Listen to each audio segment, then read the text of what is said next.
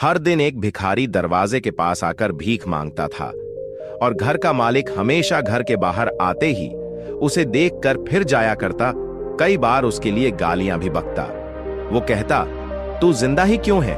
पूरी जिंदगी ऐसे ही भीख मांगेगा क्या? धरती का बोझ क्यों बना बैठा है? और कभी कभी उस भिखारी को गुस्से में वह धक्का भी मार दिया करता। इतना कुछ हो जाने के बावजूद भिखारी के मुंह से सिर्फ यही निकलता कि भगवान तुम्हारे पापों को माफ करे। एक बार सेठ को धंधे में बड़ा नुकसान होने की खबर मिली। सेठ बहुत परेशान था कि तभी उसके दरवाजे पर वही भिखारी आया।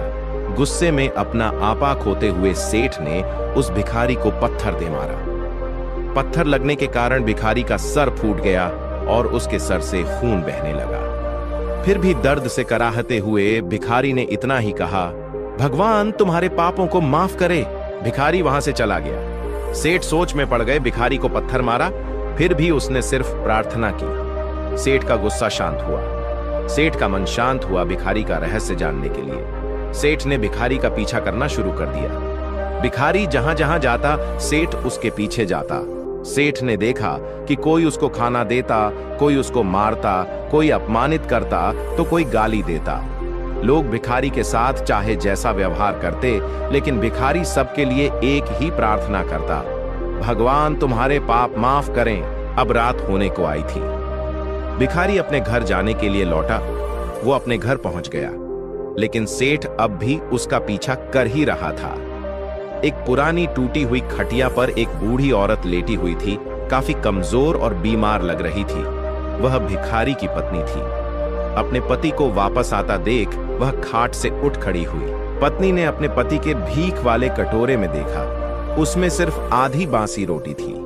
उसे देखकर वह बोली, आज बस इतना ही मिला? और हाँ, आपके सिर से खून निकल रहा है, ये चोट कैसे लगी? बूढ़ा भिखारी बोला, आज बस इतना ही मिला, किसी ने कुछ दिया ही नहीं। सबने गालियां दी और एक ने पत्थर भी फेंका, इसीलिए मेरा सर फट गया। एक गहरी ठंडी सांस लेकर बूढ़ा भिखारी फिर से बोला, ये मेरे ही पापों का फल है। तुम्हें याद है कुछ सालों पहले हम कितने अमीर थे? क्या कुछ नहीं था हमारे पास? हमारे पास हर चीज जरूरत से ज्यादा थी, लेकिन हमने कभी दान नहीं किया। और उससे भी बुरा हमने उस अंधे भिखारी के साथ किया जो हमारे द्वार पर भीख मांगने आया करता था। बूढ़ी पत्नी की आंखों में आंसू आ गए। वह बोली, हाँ, हम उस बेचारे अंधे के साथ बहुत बुरा करते थे, उसका अपमान करते थे, उसे खाने के लिए रोटी की जगह कागज दिया करते, उसका मजाक उड़ाया करते और कभी कभी मारा भी करते। मैंने कभी उसको रास्ता नहीं दिखाया। एक बार मैंने उसके मुंह पर मिट्टी भी फेंकी थी और वह हमेशा दुखी होकर यही कहता कि भगवान तुम्हें तुम्हारे की सजा देगा, भगवान तुम्हारे पापों की सजा जरूर देगा। उसका श्राप सच हुआ और हम इस दुख भरी जिंदगी में आ गए। भिखारी बोला, हाँ, उसका श्राप सच हुआ, इसलिए मैं किसी को बद्दुआ नहीं देता। चाहे कोई मेरे साथ कैसा भी बर्ताव करे, मैं हमेशा उसके लिए प्रार्थना करता हूँ। मैं नहीं चाहता कि कोई भी हमारे जैसे जिंदगी का अनुभव करे, किसी को भी हमारे जैसे दुखों का सामना करना पड़े। वो नहीं जानते कि वह कितना बड़ा पाप कर रहे हैं, इसलिए अनजाने में हुए पाप की ऐसी सजा किसी को भी मिले मैं नहीं चाहता। सेठ वहीं पर छुपकर ये सारी बातें सुन रहा था।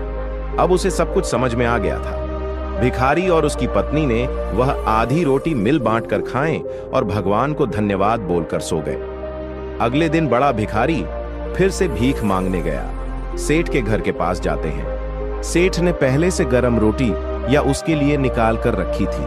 उसे देते हुए सेठ विनम्रता से बोला, माफ कर दीजिए बाबा, उसे बहुत बड़ी गलती हो गई। बूढ़ा भिखारी बोला, भगवान तेरा भला करे। इतना कहकर वह आगे निकल गया। इस कहानी से जो सीख लेने लायक है वह बड़ी ही सिंपल है कि आदमी चाहे किसी के बारे में बुरा कहे या भला करे, लेकिन भगवान सिर्फ कर्म के हिसाब से उसको फल देता है। क्या हुआ अगर भगवान नहीं दिखता है? लेकिन यह बात बिल्कुल सच है, उसके खाते में सबका हिसाब बहुत बहुत पक्का होता है। इसलिए जब किसी के लिए कुछ भी करो तो अच्छा ही करो।